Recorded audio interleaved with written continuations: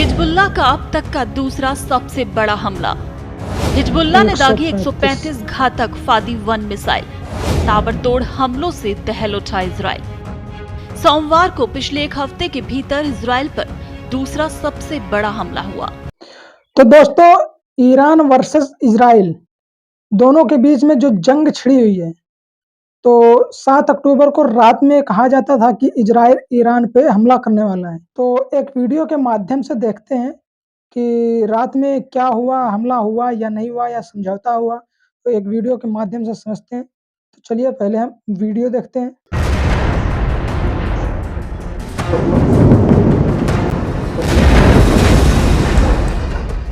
Hezbollah का अब तक का दूसरा सबसे बड़ा हमला।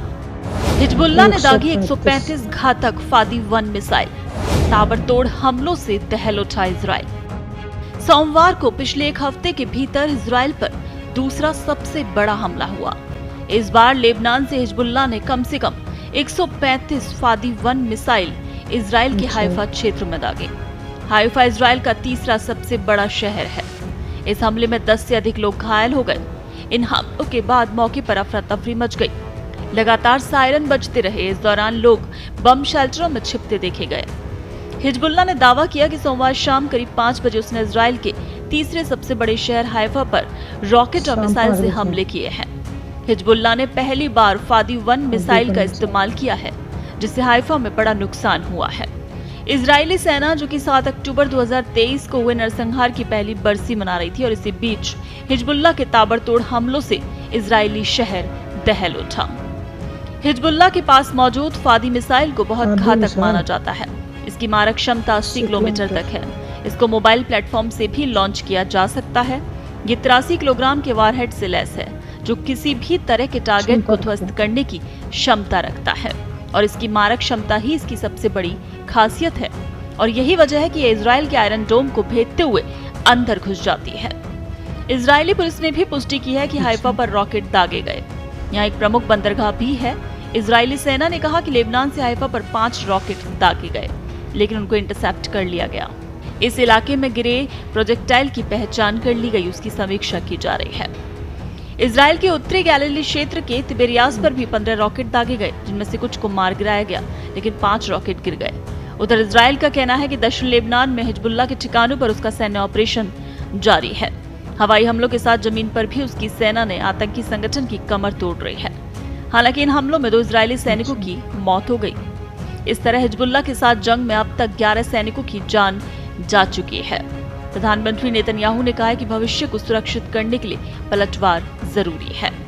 लेबनान के स्वास्थ्य मंत्रालय ने कहा कि सीमावर्ती क्षेत्र के शहर बिन जेबिल में एक नगरपालिका भवन पर इजरायली हवाई हमले में 10 अग्निशामकों की मौत हो गई और बड़ी संख्या में लोग घायल हुए। हवाई हमलों में दक्षिणी और पूर्वी शहरों में 22 लोग मारे गए। इजराइल डिफेंस फोर्सेज ने भी दावा किया कि उसकी वायुसेना ने बेरूत में हिजबुल्लाह के इंटेलिजेंस हेडक्वार्टर पर बमबारी की। इजराइल डिफेंस फोर्सेज के chief of staff general Herzi Halevi ने कहा कि 7 अक्टूबर को 1 साल बीत चुका है, जिस दिन हम इजराइल राज्य के नागरिकों की रक्षा करने के अपने मिशन में विफल रहे थे। 7 अक्टूबर गहन आत्मनिरीक्षण का दिन रहा। हम हमास के खिलाफ लड़ाई जारी रखेंगे। हमने हिजबुल्लाह को गंभीर झटका दिया, जिसमें उसके सभी शीर्ष कमांडर मारे गए हैं। हम लड़ते हैं, सीखते हैं और सुधार करते हैं।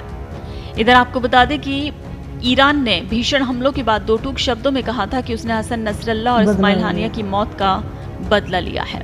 ईरान के हमले के दौरान इजराइल में जेरूशलम से लेकर जॉर्डन वैली तक ब्लास्ट की आवाजें सुनाई दी। आपको बता दें कि हमास और इजराइल के बीच जंग को पूरा 1 साल हो गया। 7 अक्टूबर का ही वो मनहूस दिन था, जिसने न सिर्फ गाजा की बल्कि मध्य पूर्व की तस्वीर बदल कर रख दी। गाजा पर शासन करने वाले हमास ने इजराइल पर बेहद घातक हमला कर पूरी दुनिया को हिलाकर रख दिया था, और उसी हमास के हमले के बाद इजराइल ने बदले की कार्रवाई शुरू की, जो कि आज तक जारी है। इजरायली सेना ने पूरे गाजा को तबाह कर दिया। इजरायली सेना ने न सिर्फ हमास के लड़ाकों को मारा, बल्कि उसकी आड़ लेकर हजारों मासूम बच्चों और महिलाओं को मार डाला। तो कुछ खास जानकारी नहीं मिली है कि अभी हमला हुआ है या नहीं हुआ है। फिलहाल ये तो कल का ही दिखा रहे हैं।